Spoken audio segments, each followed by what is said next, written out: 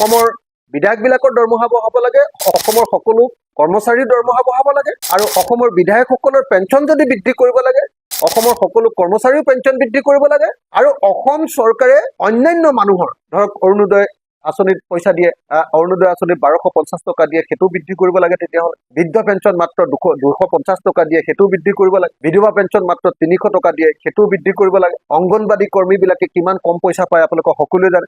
আশা কৰ্মীবিলাকে কিমান পইচা কম পায়, তাৰপিছত আপোনাৰ ৰান্ধনীবিলাকে কিমান কম পইচা পায়। তেওঁলোকক আমি ভাতে মাৰিছো, তেওঁলোকক আমি নেখাই নুবুৱাই শুকুৱাই ৰাখিছো, অথচ আমাৰ জনপ্ৰতিনিধিবিলাকে কেৱল দৰমহা বৃদ্ধিৰ কথা চিন্তা কৰে।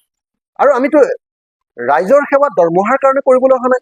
দৰমহা লোৱা কথাটোৱে আচলতে বিষ অধিক। আমি ৰাইজৰ সেৱা কৰিবলৈ আহিছো, এইটো আমাৰ ছ'চিয়েল ছাৰ্ভিচ।